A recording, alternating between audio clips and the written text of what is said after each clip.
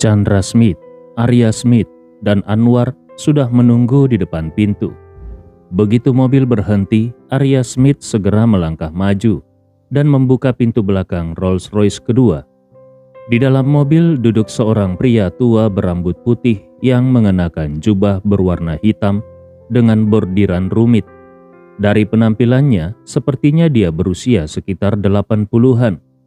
Tetapi tubuhnya terlihat sangat sehat, tanpa tanda-tanda lemah akibat usia lanjut.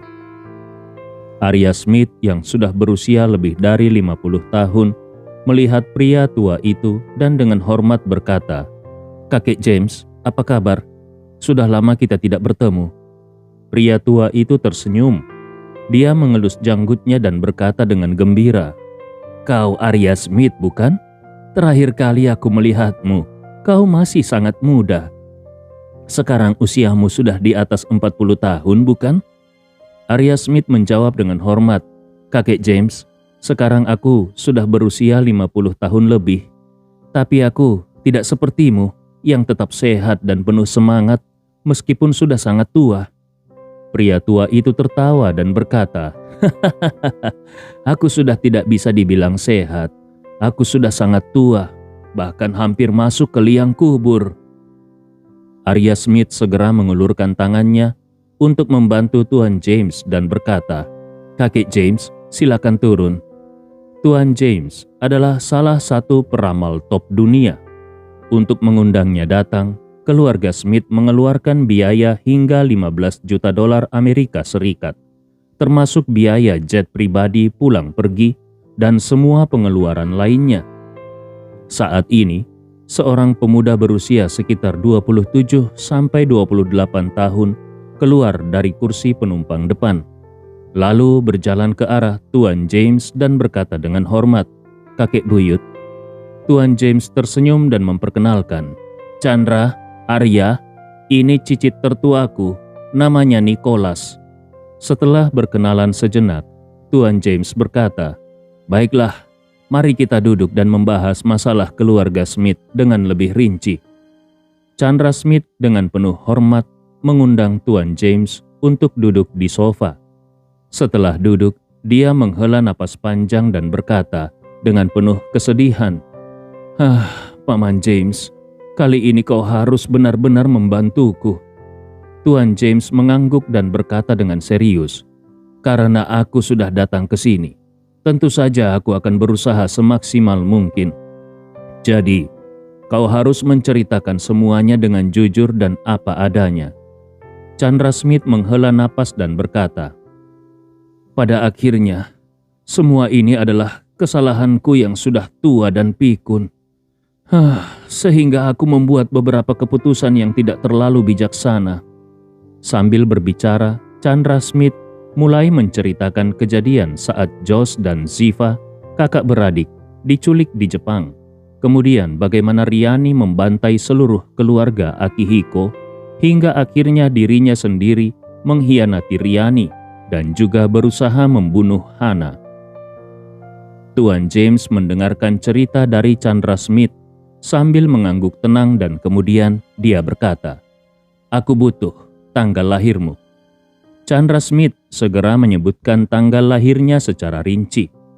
Tuan James mendengarkan sambil menghitung. Semakin lama ekspresinya semakin bingung. Setelah ragu sejenak, dia berkata, "Kalau dilihat dari tanggal lahirmu, seharusnya hidupmu berjalan mulus. Selain itu, unsur keberuntungan finansial dalam 5 unsurmu sangat kuat. Hidupmu seharusnya penuh dengan kemakmuran dan kejayaan. Bahkan bisa dikatakan kaya dan terhormat sekaligus. Secara teori, takdirmu sangat langka. Dengan takdir seperti ini, hidupmu seharusnya selalu berjalan mulus, mendaki ke puncak kesuksesan, dan tidak mungkin mengalami kesulitan seperti sekarang." Chandra Smith bertanya dengan penuh semangat, "Benarkah? Lalu kenapa aku mengalami situasi seperti ini sekarang?" Tuan James menggelengkan kepalanya dan berkata, "Jangan terburu-buru." Selesai berbicara, dia mengambil segenggam dadu, melemparkannya ke tanah, lalu dia juga melempar beberapa koin kuno. Dia terus mengamati posisi dan arah dadu serta koin. Mulutnya komat kamit mengucapkan sesuatu yang tidak dimengerti. 1 menit kemudian, tiba-tiba Tuan James mengambil salah satu koin dari tanah, menatapnya dengan mata tajam, lalu bergumam, "Tidak mungkin. Posisi koin ini seharusnya tidak berada dalam posisi huruf menghadap ke atas." Sambil berbicara, dia kembali melemparkan koin tersebut ke udara.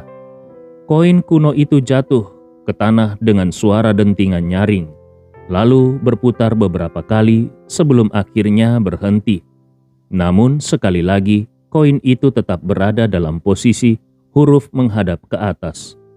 Tuan James semakin tegang. Dia mengambil koin itu lagi dan melemparkannya sekali lagi. Siapa yang menyangka, setelah berputar beberapa kali dan akhirnya berhenti, koin itu tetap berada dalam posisi huruf menghadap ke atas. Kini keringat dingin mulai mengalir di dahi Tuan James. Melihat ini, Chandra Smith juga semakin cemas dan akhirnya bertanya dengan hati-hati, "Paman James, ini sebenarnya apa yang terjadi dengan koin itu? Melempar 3 kali berturut-turut dan semuanya tetap dalam posisi huruf menghadap ke atas. Bukankah ini terlalu aneh?" Saat ini keringat sudah membasahi seluruh dahi Tuan James. Dia mengulurkan tangannya untuk menyeka keringat dinginnya dengan lengan bajunya, lalu bergumam, "Seharusnya koin ini berada dalam posisi huruf menghadap ke bawah.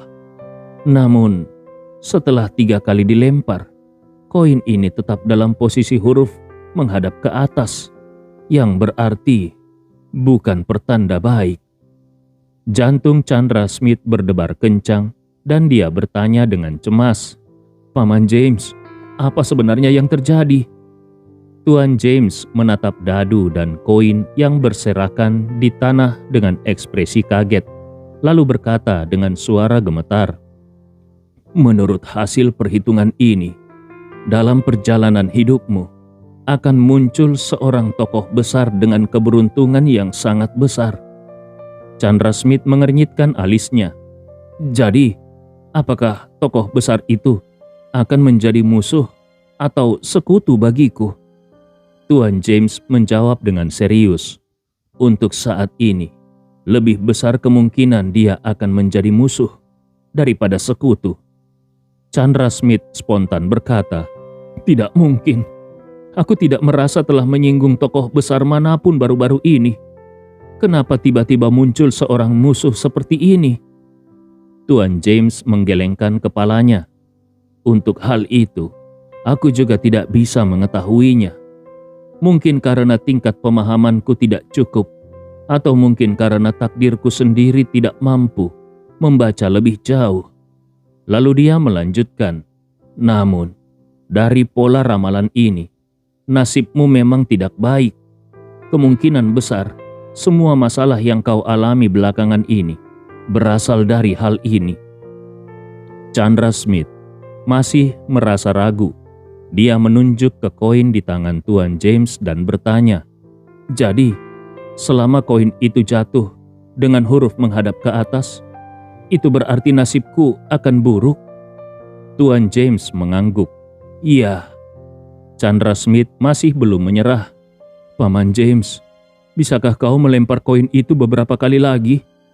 Kalau kali ini hurufnya menghadap ke bawah, bukankah itu berarti masalah ini sudah menjauh atau hilang?"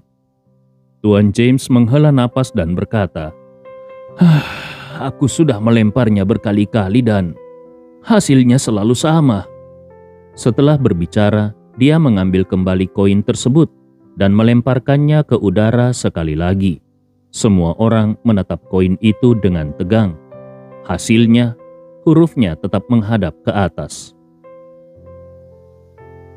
Chandra Smith menggertakkan giginya. "Paman James, tolong coba sekali lagi." Tanpa berbicara, Tuan James mengambil koin itu lagi dan melemparkannya lagi. Hasilnya masih sama, huruf tetap menghadap ke atas. Tuan James menghela napas dan berkata, Chandra Smith, ini adalah takdir. Pola ramalan adalah bentuk manifestasi dari takdir. Dia hanya menunjukkan takdirmu apa adanya. Kalau kau ingin mengubah takdir, kau harus menyelesaikan masalah dari akarnya. Tidak mungkin hanya dengan melempar koin lebih banyak. Berarti, kali lalu kau berharap takdirmu berubah. Chandra Smith mulai berkeringat dingin. Matanya menunjukkan sedikit tekad. Dia pun buru-buru mengambil koin itu lalu melemparkannya sendiri ke depan. Koin itu berputar lama di tanah sebelum akhirnya berhenti. Saat melihat hasilnya, Chandra Smith langsung berseru dengan penuh semangat. Hurufnya menghadap ke bawah. Kali ini hurufnya menghadap ke bawah. Tuan James menggelengkan kepalanya tanpa daya dan berkata, Ramalan ini dimulai olehku, jadi hanya lemparanku yang berlaku. Lemparanmu tidak berarti apa-apa. Setelah berbicara, dia kembali mengambil koin itu dan melemparkannya sekali lagi. Hasilnya tetap sama. Hurufnya tetap menghadap ke atas. Chandra Smith mulai merasa ketakutan. Dia menatap Tuan James dan bertanya dengan cemas, Paman James, seberapa buruk nasibku karena telah menyinggung orang besar itu? Tuan James menjawab dengan jujur, Ini, aku tidak bisa mengatakannya dengan pasti. Takdir orang itu terlalu kuat. Aku tidak bisa melihatnya dengan jelas. Chandra Smith bertanya dengan nada tidak puas, Apa mungkin nasib orang itu lebih kuat dariku? Tuan James mengangguk dan dengan serius berkata, Takdir seperti ini adalah yang terkuat. Dua kata untuk menggambarkannya, tak terkalahkan. Tidak mungkin ada orang lain yang bisa mengungguli takdirnya. Chandra Smith terkejut sekaligus mulai berpikir di dalam hatinya. Aku sudah lama mencurigai kalau Shiva dan Hana masih hidup dan kemungkinan besar mereka diselamatkan oleh seorang ahli misterius dari Jepang. Sekarang, Paman James mengatakan sesuatu tentang keberadaan orang yang sangat kuat. Apakah Paman James sedang berbicara tentang orang itu? Menyadari hal ini, Chandra Smith merasa panik.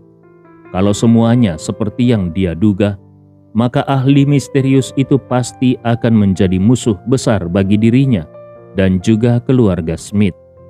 Dalam kepanikannya, dia tiba-tiba teringat pada Doni Hartawan. Dia segera bertanya kepada kepala pelayan, Anwar. Di mana Doni Hartawan? Apakah dia sudah datang?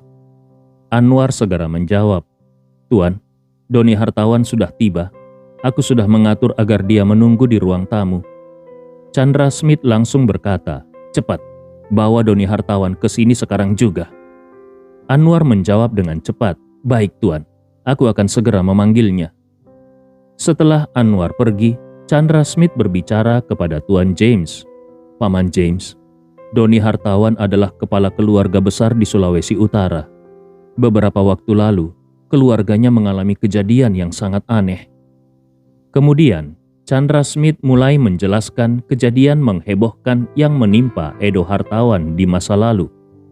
Tuan James sangat terkejut setelah mendengar penjelasan itu dan bertanya dengan tidak percaya, apakah hal seperti itu benar-benar terjadi?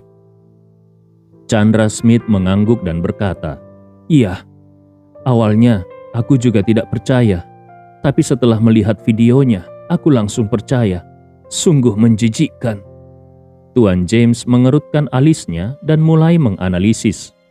Secara logika, meskipun seseorang mengalami perubahan drastis dalam hidupnya atau trauma psikologis yang besar, reaksinya seharusnya terjadi secara acak. Tidak mungkin memiliki pola yang begitu teratur. Chandra Smith berkata dengan serius, Itulah yang aku pikirkan. Karena itu aku curiga ada seseorang yang sengaja melakukan ini. Namun, Doni Hartawan sendiri tidak bisa menemukan penyebabnya. Jadi aku meminta Paman James untuk melihatnya dan mencari tahu apakah ada petunjuk yang bisa menghubungkan semuanya. Tuan James mengangguk pelan dan berkata, "Baiklah, aku akan mencobanya." Pada saat itu, Anwar masuk kembali dengan membawa Doni Hartawan bersamanya. Chandra Smith segera menyambut Doni Hartawan dan memperkenalkannya. "Doni, ini adalah Tuan James, seorang ahli Feng Shui terkenal dari Amerika."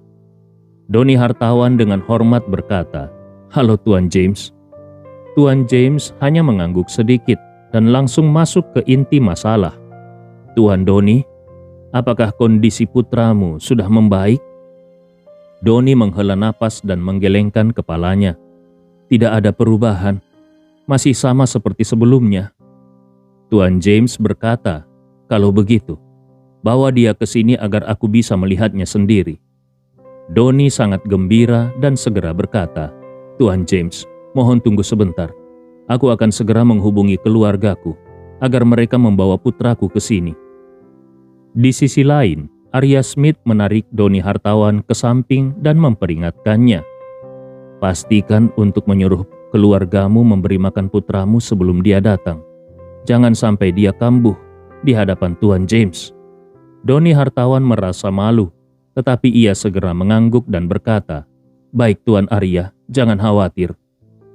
Setelah itu, dia segera pergi ke sudut ruangan dan mengeluarkan ponselnya untuk menelpon kepala pelayannya di rumah.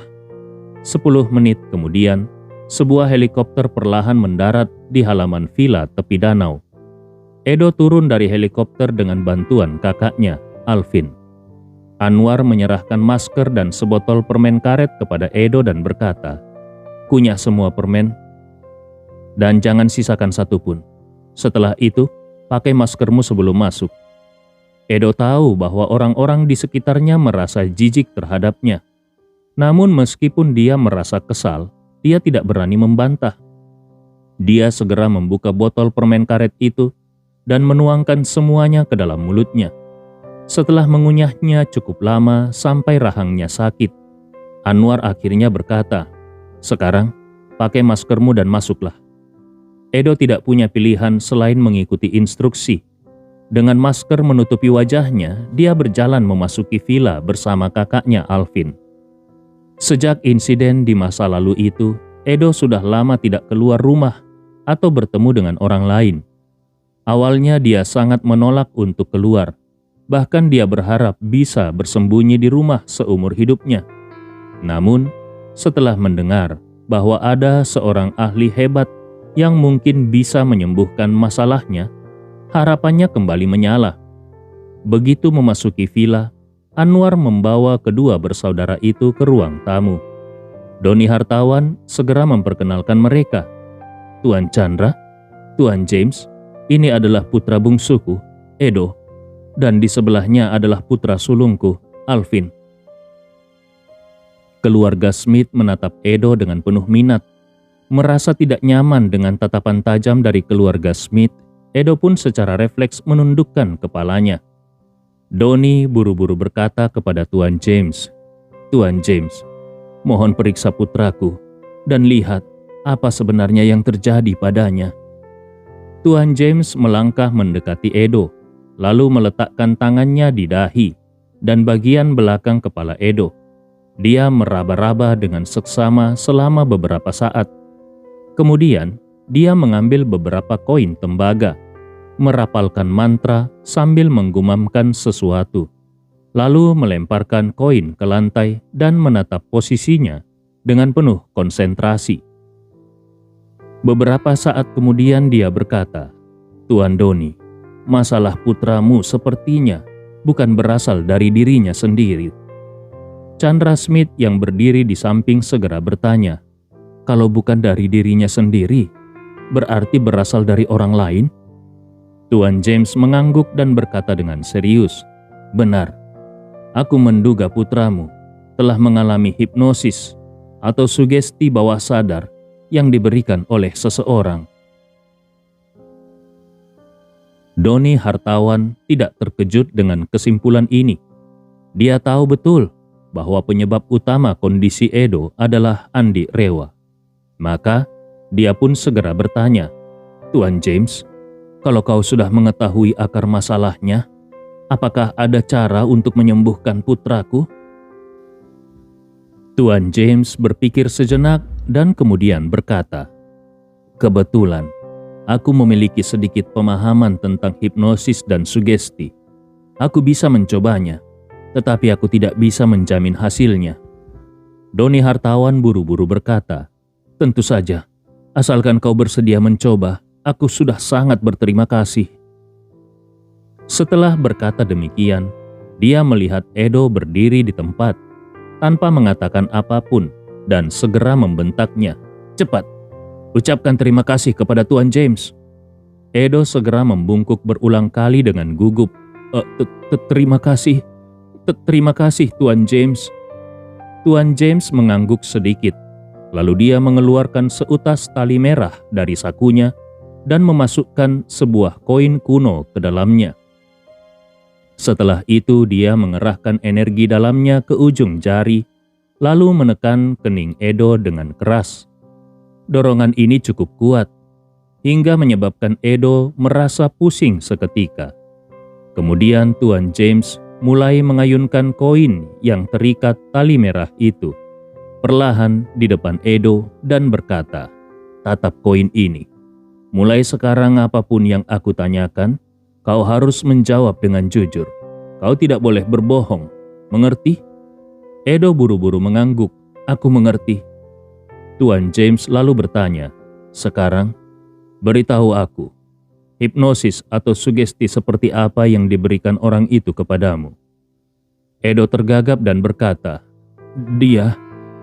Dia membuat aku setiap 1 jam harus makan." Sebelum kata terakhir keluar dari mulut Edo, Tuan James langsung menyela, "Cukup, tidak perlu melanjutkan." Kemudian dia berkata dengan suara dalam, "Edo, mulai sekarang, apapun yang pernah diperintahkan kepadamu atau sugesti yang diberikan kepadamu, semuanya harus kau lupakan sepenuhnya. Mengerti?" Edo yang kebingungan mengangguk pelan dan tergagap. Aku mengerti." Tuan James mengangguk dan bertanya dengan suara dalam, "Sekarang, apakah kau masih ingat sugesti yang diberikan oleh orang itu?" Edo dengan ekspresi datar mengangguk dan berkata, "Aku ingat. Dia menyuruh aku setiap 1 jam." Tuan James buru-buru berkata, "Jangan katakan lagi. Sekarang, tatap koin di tanganku dengan seksama. Mulai sekarang lupakan semua perintah yang pernah diberikan kepadamu. Mengerti?" Edo kembali mengangguk. "Mengerti." Tuan James menyeka keringatnya dan bertanya dengan sedikit ragu, "Sekarang, apakah kau masih ingat sugesti yang diberikan oleh orang itu?"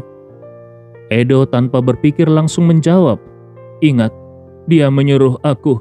Wajah Tuan James langsung berubah suram dan dia berteriak, "Diam!" Edo terkejut dan langsung sadar dari hipnosis. Dia buru-buru menutup mulutnya.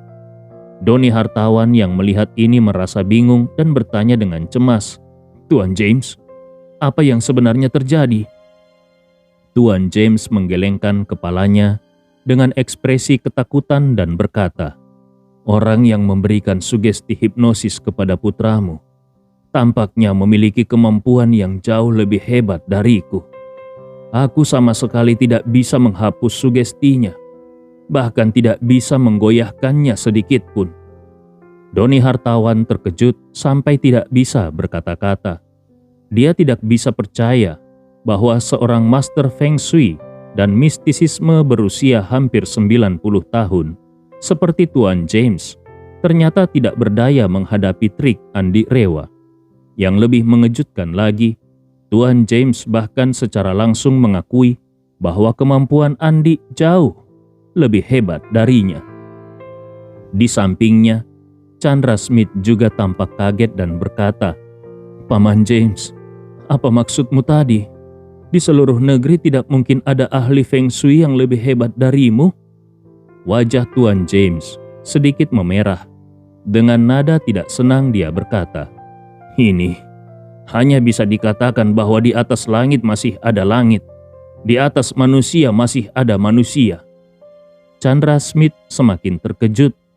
Sebenarnya dia sudah menduga bahwa di Makassar pasti ada seorang ahli yang sangat kuat yang sedang menentangnya. Sekarang Tuan James mengatakan bahwa orang yang membuat Edo seperti ini adalah seorang ahli Feng Shui yang bahkan lebih kuat darinya. Dan kebetulan insiden Edo juga terjadi di Makassar, yang berarti bahwa ahli Feng Shui itu juga berada di Makassar.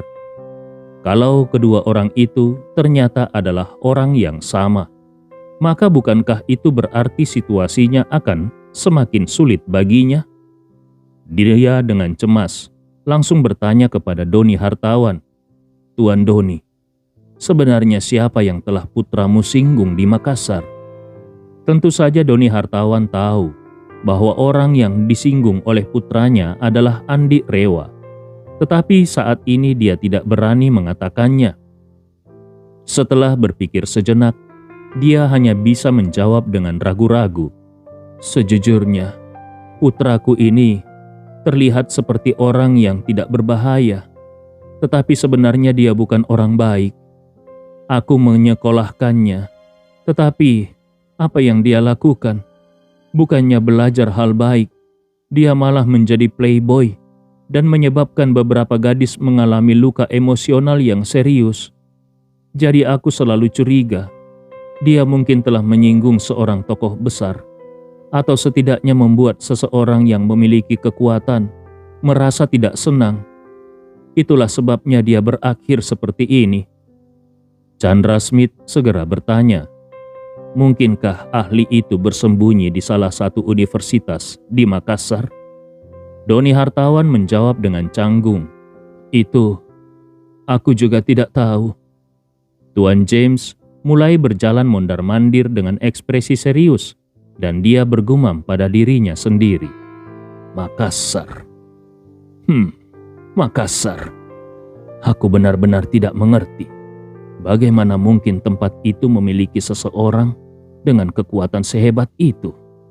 Apakah ini karena tanahnya yang luar biasa, atau ada harta karun yang tersembunyi?" Saat ini cicitnya yang bernama Nicholas, yang selama ini diam, tiba-tiba berkata, "Kakek buyut, bukankah kakek selalu berharap bisa mencapai terobosan lagi di dalam hidup ini? Aku rasa ini adalah kesempatan besar." Kata-kata Nicholas membuat Tuan James tiba-tiba bersemangat.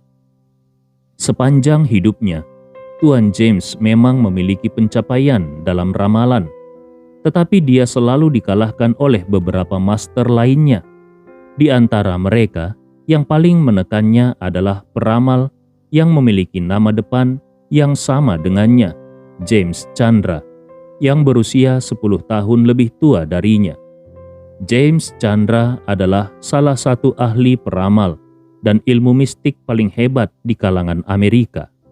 Tuan James selalu berharap bahwa setelah James Chandra meninggal, dia bisa menjadi pemimpin di dunia ramalan dan ilmu mistik. Namun kini dia sudah berusia lebih dari 90 tahun, dan James Chandra yang sudah berusia lebih dari 100 tahun masih hidup. Beberapa tahun yang lalu, James Chandra meninggalkan Amerika dan kembali ke Jakarta selama 3 tahun. 3 tahun itu adalah masa ketika Tuan James merasa paling puas dengan dirinya sendiri. Karena tidak ada yang tahu keberadaan James Chandra, maka untuk sementara dia menjadi orang terkuat di bidang ramalan dan ilmu mistik di Amerika. Dia pernah berpikir bahwa alasan James Chandra kembali ke Jakarta mungkin karena James Chandra telah meramalkan kalau hidupnya akan segera berakhir, sehingga dia ingin kembali ke tanah air untuk menghabiskan sisa hidupnya dan tidak akan pernah kembali ke Amerika. Namun yang mengejutkannya adalah baru-baru ini James Chandra kembali ke Amerika. Yang lebih mengejutkan dan tidak bisa dia terima adalah kondisi fisik James Chandra luar biasa. Meski sudah berusia lebih dari 100 tahun, James Chandra tampak jauh lebih bugar dibandingkan dirinya. Dalam sekejap, James Chandra yang tampak lebih muda, hampir 20 tahun, menjadi topik hangat di kalangan peramal Amerika. Selama periode itu, Tuan James merasa sangat frustrasi. Meskipun demikian, dia juga sangat penasaran dan mengagumi perubahan pada James Chandra, sehingga dia dengan rendah hati pergi mengunjungi James Chandra. Dalam pertemuan itu, dia dengan hati-hati menanyakan rahasia di balik awet muda James Chandra. Namun James Chandra hanya menjawab dengan kata-kata, "Di atas langit masih ada langit, di atas manusia masih ada manusia." Tuan James mengerti maksudnya. James Chandra ingin mengatakan bahwa ia bertemu dengan seorang ahli di Jakarta dan memperoleh keberuntungan besar. Meskipun Tuan James tidak tahu persis apa yang terjadi pada James Chandra, tetapi dia menebak bahwa kalau ada seseorang yang hampir mati, tiba-tiba tampak 20 tahun lebih muda, berarti kemungkinan besar orang itu sudah menguasai ilmu mistik tingkat yang lebih tinggi. Dalam dunia ilmu mistik saat ini, ada satu legenda yang belum terbukti, yaitu ki spiritual. Konon, ki spiritual adalah kekuatan tertinggi dari semuanya. Barang siapa menguasai ki spiritual, maka dia bisa menguasai segalanya. Namun, dalam era modern, dunia ilmu mistik belum menemukan satupun teknik kultivasi ki spiritual yang benar-benar bisa dipraktekkan. Meskipun Tuan James juga sangat menginginkannya, tetapi dia tahu betul bahwa dirinya tidak memiliki keberuntungan sebesar itu. Namun, kata-kata dari cicitnya, Nicholas, telah membangunkannya dari kebimbangan. Mungkin saja Makassar adalah kesempatan emasnya. Begitu memikirkan hal ini, Tuan James segera berkata kepada Chandra Smith, "Chandra Smith, putra keduamu, menantu perempuan sulungmu, serta cucu perempuan tertuamu, semuanya menghilang di Makassar. Sementara putra Tuan Doni juga mengalami hipnosis oleh seorang ahli di sana. Menurutku, Makassar pasti menyembunyikan banyak tokoh luar biasa. Kalau begitu, aku sendiri yang akan pergi ke sana untuk melihat apakah aku bisa menemukan petunjuk." Mendengar ini, Chandra Smith langsung bersemangat. Masalah terbesar yang ia hadapi sekarang adalah ketidaktahuannya tentang situasi di Makassar. Kalau Tuan James bersedia pergi ke sana, tentu saja itu adalah hal yang sangat dia harapkan. Maka dengan penuh antusias dia berkata, "Paman James, kalau kau bersedia pergi ke Makassar, itu akan sangat luar biasa.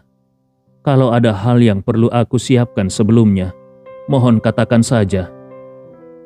Tuan James melambaikan tangannya. "Tidak perlu menyiapkan apapun untuk kami. Semakin banyak yang kau persiapkan, semakin besar kemungkinan hubungan kita akan diketahui oleh orang yang memiliki niat buruk." Chandra Smith buru-buru berkata, "Kalau begitu, biarkan aku mengatur akomodasimu selama di sana." Tuan James menolak, "Tidak perlu, tidak perlu. Kau tidak perlu menyiapkan apapun. Besok pagi aku dan Nicholas akan naik pesawat ke sana. Setelah tiba di sana, kami akan mencari hotel sendiri." Melihat ketegasan sikap Tuan James, Chandra Smith tidak lagi memaksanya dan hanya membungkuk seraya berkata, "Kalau begitu, semuanya aku serahkan kepada Paman James." 1 jam kemudian, sebuah jet pribadi Gulfstream G650 mendarat di Bandara Makassar. Rika Akana yang sangat bersemangat begitu menyadari bahwa dia akhirnya kembali ke kota tempat Andi tinggal, langsung merasa hatinya berdebar tak karuan. Setelah menyelesaikan pemeriksaan imigrasi, rombongan mereka keluar dari terminal penerbangan bisnis. Di luar telah menunggu iringan mobil mewah yang berdiri dari beberapa kendaraan. Saat melihat Rika mendorong kursi roda yang diduduki oleh Ugaki Akana keluar dari terminal, Fania segera melambaikan tangannya dengan senyum hangat. "Rika?" Melihatnya, Rika tentu saja sangat gembira dan segera menyapanya. "Kak Fania, mengapa kau repot-repot datang menjemput kami?" Fania tersenyum. "Kau dan Paman Ugaki datang dari jauh. Sebagai tuan rumah, kalau aku tidak datang menjemput secara pribadi, bukankah itu tidak sopan?" Sambil berbicara, dia segera membungkukkan sedikit ke arah Ugaki Akana dan berkata dengan sopan dalam posisi membungkuk, "Paman Ugaki, selamat datang di Makassar." Ugaki Akana menyatukan kedua tangannya dan sedikit membungkuk, lalu berkata sambil tersenyum, "Terima kasih Nona Fania, karena sudah repot-repot menjemput kami." Fania segera menjawab, "Paman Ugaki, tidak perlu sungkan. Kali ini, Paman harus tinggal lebih lama di Makassar. Aku pasti akan mengajak Paman dan Rika berkeliling." Setelah itu dia menambahkan, "Rika, Paman Ugaki, iringan mobil sudah siap. Mari kita ke rumahku dulu untuk beristirahat. Semua kamar telah dipersiapkan. Dan malam ini, aku sudah menyiapkan jamuan makan untuk menyambut kalian." Ugaki Akana buru-buru berkata, "Nona Fania, aku sudah memesan hotel sebelumnya. Aku, Emilia serta Tanaka dan yang lainnya akan menginap di hotel, jadi tidak perlu merepotkanmu." Fania segera berkata, "Paman sudah sampai di Makassar. Bagaimana sebagai tuan rumah? Aku membiarkan Paman tinggal di hotel. Kamar di rumahku sudah siap, sangat cukup untuk semua orang, jadi silakan menginap dengan nyaman." Namun Ugaki Akana tersenyum dan berkata, "Nona Fania, kecuali benar-benar darurat, kami tidak ingin merepotkan siapapun. Rika berteman baik denganmu, jadi aku tidak keberatan kalau dia menginap di rumahmu. Tapi kami, yang lain lebih baik tinggal di hotel. Kalau tidak, kalau lebih dari 10 orang datang dan merepotkanmu, aku benar-benar merasa tidak enak hati." Meskipun orang Jepang terlihat sangat sopan dan hormat di permukaan, namun sebenarnya mereka cenderung cukup menjaga jarak. Ini bukan karena mereka tidak peduli dengan hubungan sosial, tetapi lebih karena mereka tidak ingin merepotkan orang lain. Mereka lebih suka menyelesaikan segalanya sendiri dan hanya meminta bantuan kalau benar-benar terpaksa. Ini adalah prinsip dasar dalam interaksi sosial mereka. Oleh karena itu, Ugaki Akana lebih memilih tinggal di hotel, di mana dia bisa merasa bebas dan tidak merepotkan siapapun. Fania ingin membujuknya lebih lanjut, tetapi Rika buru-buru berkata, "Kak Fania, tidak perlu mencoba meyakinkan ayahku. Dia sangat keras kepala. Kau tidak akan bisa mengubah pikirannya." Mendengar ini, Fania pun tidak lagi bersikeras. Saat itu, Emilia maju untuk mengambil alih dorongan kursi roda dari tangan Rika, lalu berkata kepadanya, "Rika, serahkan ayahmu padaku. Kau bisa mengobrol dengan Nona Fania." Rika segera mengangguk dan tersenyum. "Kalau begitu, aku serahkan ayah padamu, Bibi." Setelah itu, dia langsung merangkul lengan Fania dan berjalan menjauh hingga meninggalkan rombongan sekitar 20 hingga 30 meter. Dengan wajah penuh kegembiraan, dia bertanya dengan penuh semangat, "Kak Fania, apakah baru-baru ini kau bertemu dengan Tuan Andi? Bagaimana keadaannya sekarang? Apakah dia baik-baik saja?" Mendengar pertanyaan dari Rika, lalu melihat sepasang mata besar penuh harapan gadis itu, Fania tidak bisa menahan diri untuk merasa terharu. Dia bergumam di dalam hatinya, "Sepertinya gadis kecil ini benar-benar mencintai Andi hingga ke tulang sumsum. Tetapi sebagian besar waktunya dia tinggal di Jepang. Aku benar-benar tidak tahu bagaimana dia akan menghadapi masa depan." Setelah itu, dia kembali memikirkan dirinya sendiri dan secara tidak sadar mengejek dirinya di dalam hati. "Aku hanya sibuk merasa kasihan padanya. Tapi bukankah aku juga sama saja? Meskipun aku dan Andi tinggal di kota yang sama, dia tetaplah pria yang sudah menikah. Bahkan kalau aku ingin menemuinya, itu juga bukan hal yang mudah. Memikirkan hal ini, dia menghela napas dan berkata kepada Rika, "Beberapa hari terakhir ini, aku benar-benar belum bertemu dengan Tuan Andi. Terakhir kali aku bertemu dengannya adalah saat makan malam di rumah Ramlah." Rika mengangguk dengan sedikit kekecewaan dan bergumam, "Baiklah, aku juga tidak tahu apakah aku akan punya kesempatan untuk lebih sering bertemu dengan Tuan Andi kali ini." Fania terkejut dan bertanya, "Kau tidak memberitahu dia tentang kedatanganmu kali ini?" Rika menggelengkan kepalanya, "Belum, aku belum memberitahunya." Fania buru-buru berkata, "Kenapa tidak memberitahu dia lebih awal? Apakah kau ingin aku menelponnya sekarang dan mengundangnya makan malam di rumahku malam ini?" Rika tampak malu dan berkata dengan pelan, Sebenarnya, aku ingin memberi kejutan untuk Tuan Andi." Setelah berkata begitu, dia menatap Fania dengan penuh harap dan bertanya, "Kak Fania, bisakah aku meminta bantuanmu?" Fania tersenyum sedikit dan bertanya, "Kau ingin aku menelpon Andi, mengundangnya makan malam di rumahku, tetapi tanpa memberitahu dia bahwa kau sudah tiba di Makassar, bukan?" Rika tidak bisa menyembunyikan kegembiraannya dan berkata dengan penuh semangat, "Benar sekali, Kak Fania. Bisakah kau membantuku?" Sebenarnya Fania juga seperti Rika. Dia sudah lama menyukai Andi. Jadi pada dasarnya mereka berdua sebenarnya adalah saingan dalam hal cinta.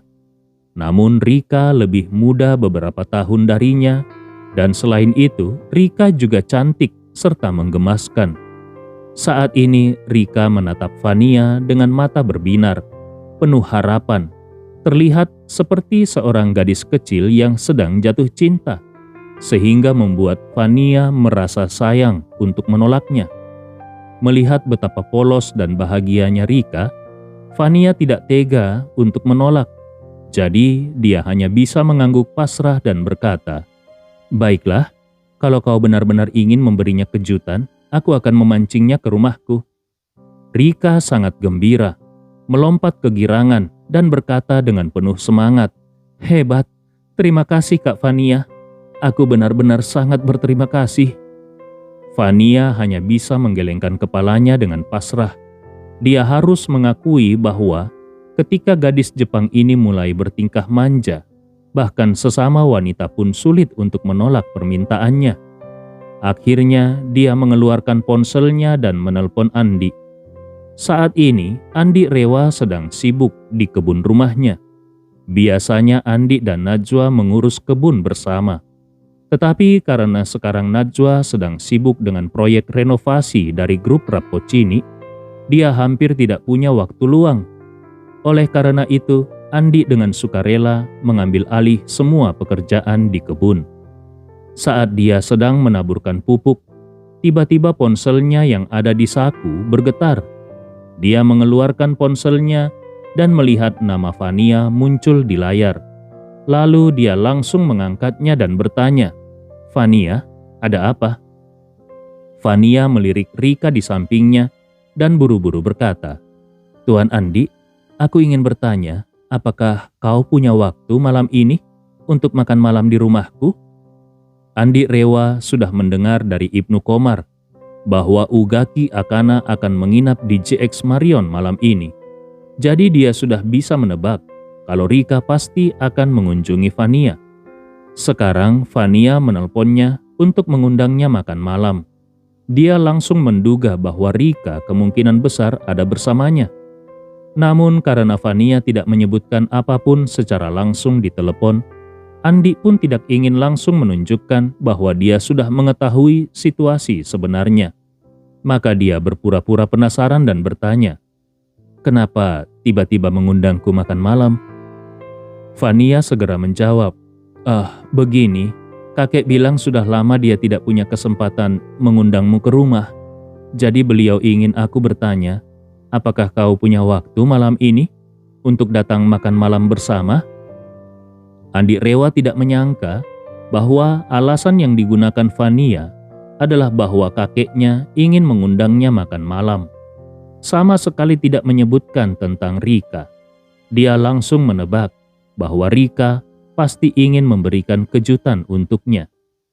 Mengingat gadis Jepang yang cantik, lembut, dan anggun itu, Andi Rewa tidak bisa menahan diri untuk merasa sedikit rindu.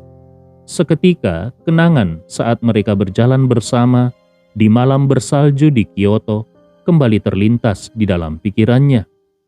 Setelah merenung sejenak, Andi Rewa berpura-pura tidak tahu dan berkata kepada Fania, "Karena ini undangan dari Tuan Wirawan, tentu saja aku tidak bisa menolak.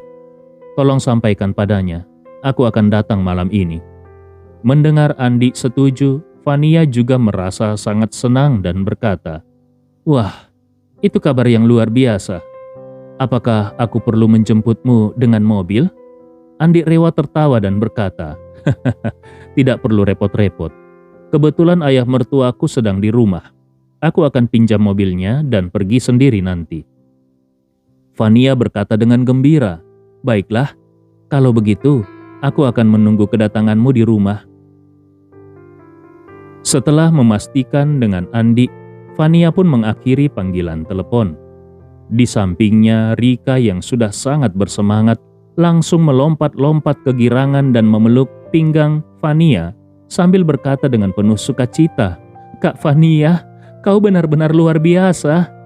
Fania tertawa dan berkata, "Jangan hanya berterima kasih padaku.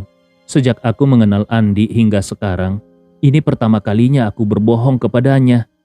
Nanti saat bertemu dengannya, kau sendiri yang harus menjelaskan kenapa aku harus menipunya ya." Rika tertawa riang dan berkata, "Tenang saja Kak Fania, aku pasti akan menjelaskan semuanya kepada Tuan Andi. Kakak sudah banyak membantuku, mana mungkin aku membiarkanmu menanggung kesalahan ini sendirian." Kemudian Rika menambahkan, "Oh iya Kak Fania, tolong undang juga Ramlah. Aku membawa seekor anjing Akita dari rumah untuknya. Sekarang ada di pengawalku." Fania tersenyum dan berkata, "Wah, itu luar biasa. Ramlah sangat menyukai anjing Akita yang kau berikan padaku. Setiap kali aku mengunggah foto anak anjing itu di media sosial, dia pasti akan memberi like dan berkomentar. Dia benar-benar sangat menyukainya.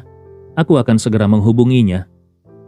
Rika buru-buru mengingatkan, "Tapi pastikan dia tidak memberitahu Tuan Andi bahwa aku sudah tiba di Makassar.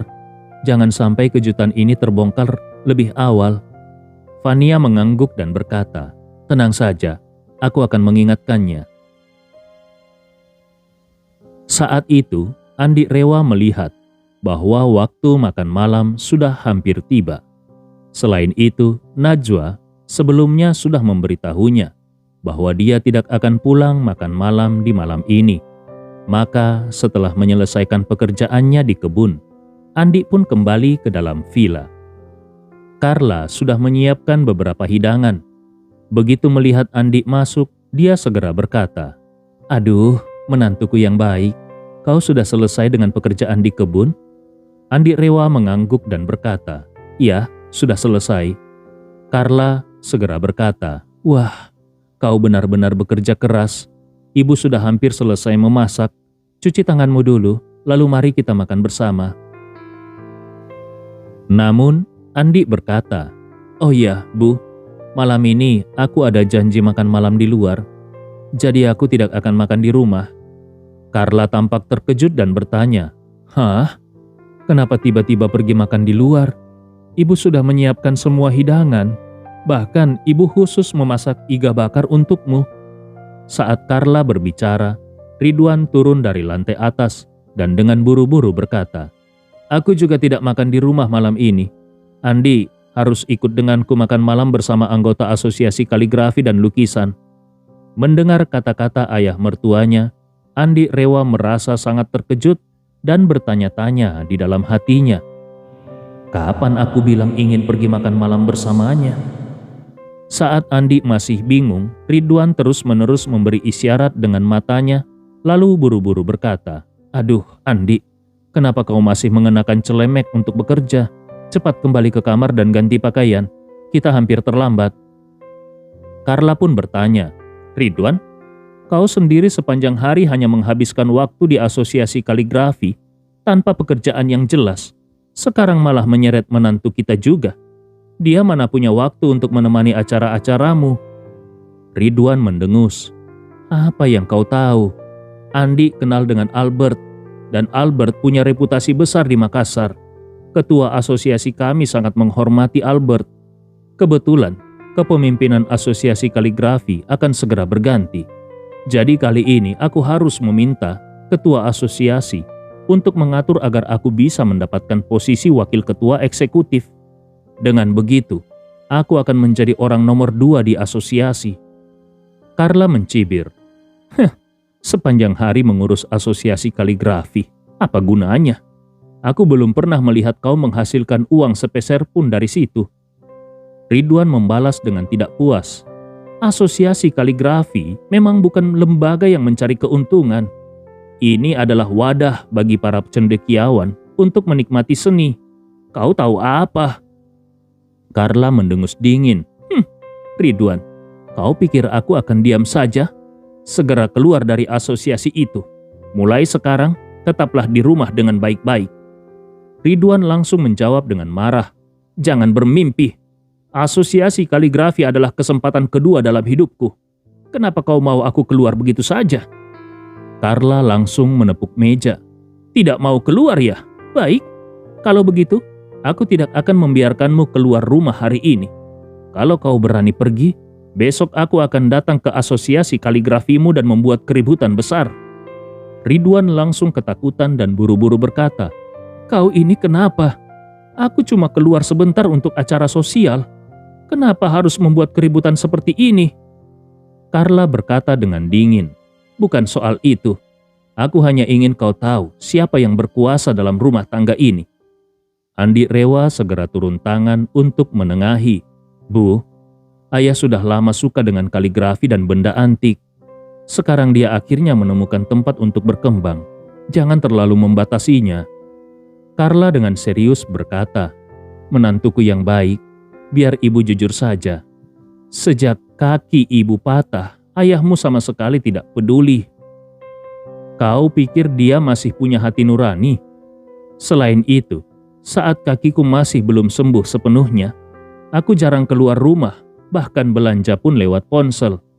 Tapi dia malah setiap hari keluar rumah dan jarang di rumah. Kalau aku tidak mengawasinya, siapa tahu dia malah selingkuh dengan wanita lain. Ridwan langsung terkejut dan berkata, Carla, jangan sembarangan menuduh.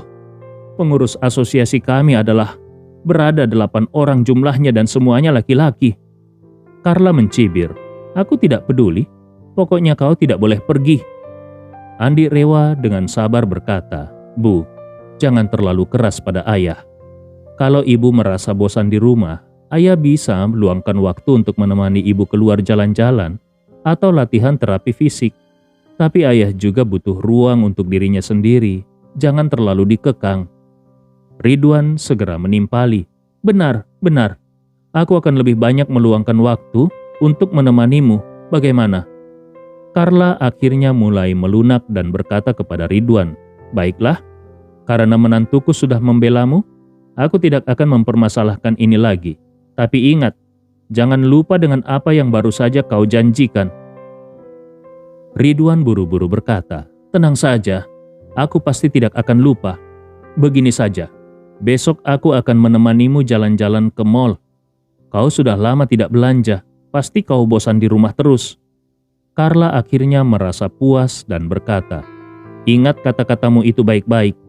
Kalau kau berani membatalkan, aku tidak akan membiarkannya begitu saja.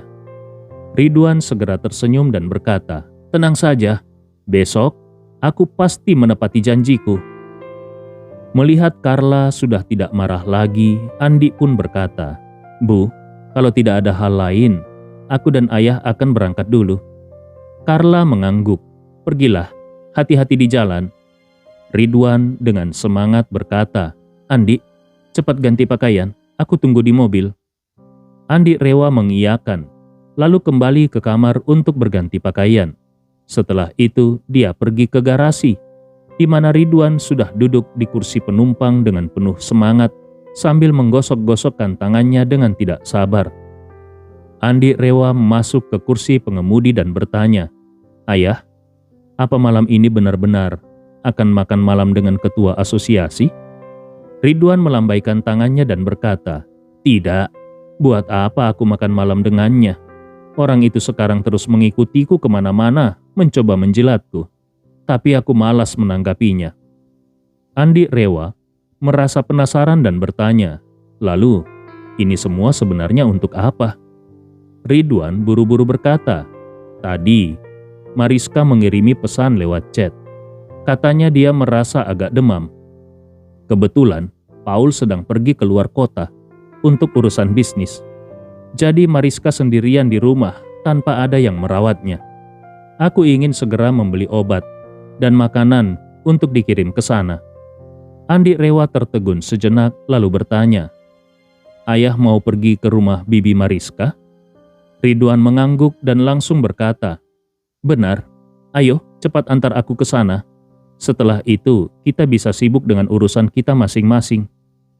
Andi rela tidak banyak berpikir dan langsung mengangguk. "Di mana rumah Bibi Mariska? Aku akan mengantar ayah dulu." Ridwan segera menyerahkan ponselnya kepada Andi dan berkata, "Ini lokasinya." Andi rela melihat sekilas dan menyadari bahwa lokasi itu searah dengan rumah Fania, serta jaraknya juga tidak terlalu jauh. Maka dia pun segera menyalakan mobil dan membawa Ridwan keluar rumah. Di perjalanan, Ridwan mengarahkan Andi untuk berhenti di apotik dan membeli obat penurun demam. Kemudian dia juga meminta Andi mengemudikan mobil ke depan sebuah restoran khas lokal. Begitu mobil berhenti di depan restoran, Ridwan dengan tergesa-gesa berkata, "Andi, tunggu aku di mobil." Setelah berkata begitu, ia langsung hendak turun dari mobil. Melihat ini, Andi segera berkata, "Ayah, biar aku saja yang turun. Ayah tunggu saja di dalam mobil." Andi pun turun dari mobil dan masuk ke dalam restoran. Saat dia membawa makanan yang sudah dikemas keluar, tiba-tiba dia merasa sedikit khawatir.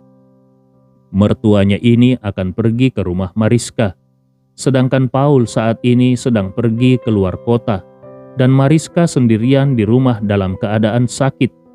Kalau mertuanya datang untuk merawat Mariska, apakah ini benar-benar hanya sekedar merawat atau ada maksud lain?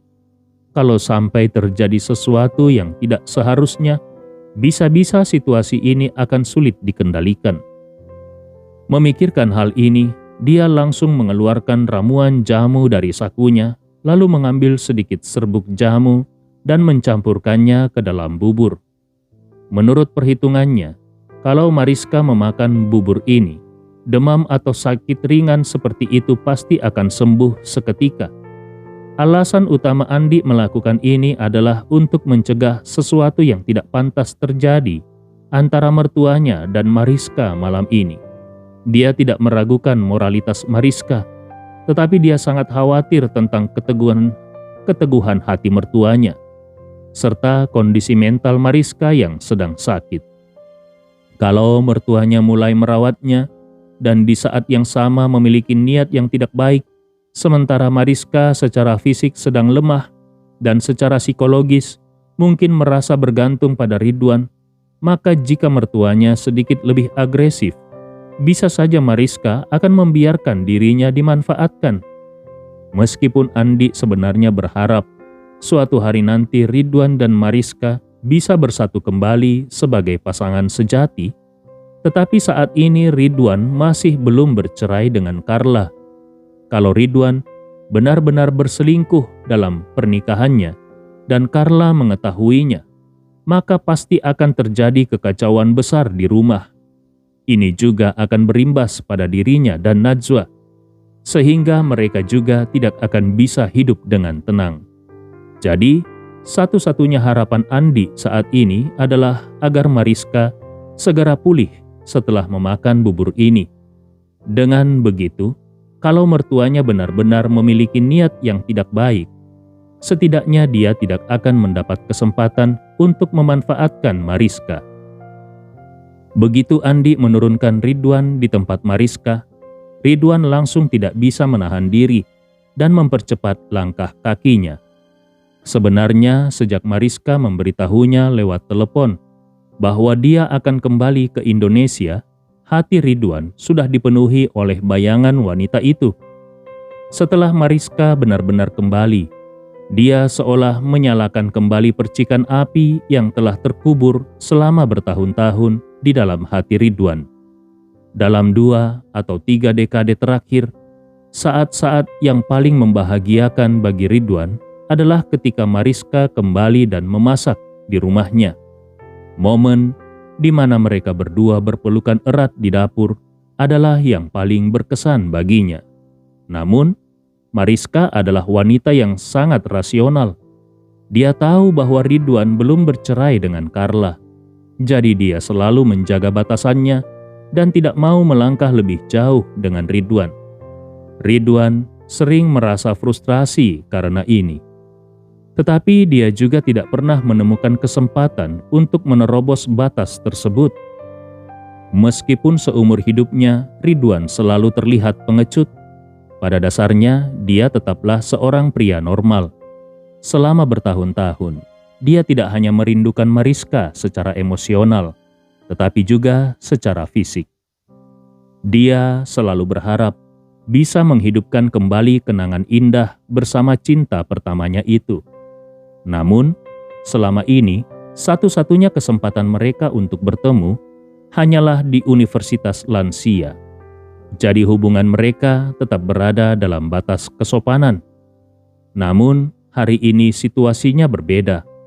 Mariska tiba-tiba jatuh sakit dan demam, dan tidak ada siapapun di sampingnya untuk merawatnya. Ridwan merasa bahwa di saat seperti ini, seorang wanita pasti berada dalam kondisi paling rapuh dan paling membutuhkan seseorang yang bisa diandalkan. Ditambah lagi, mereka pernah memiliki masa lalu yang begitu intim dan hingga kini masih memiliki perasaan satu sama lain. Dalam keadaan seperti ini, kemungkinan besar api lama bisa menyala kembali. Karena itu, Ridwan buru-buru datang dengan penuh harapan. Sedangkan mengenai Carla, dia tidak peduli dan tidak mau memikirkannya. Baginya, Carla hanyalah pengganggu dalam hidupnya. Dia sama sekali tidak memiliki perasaan terhadap Carla, apalagi kesetiaan. Dengan penuh kegembiraan, Ridwan pun berlari kecil menuju pintu rumah Mariska.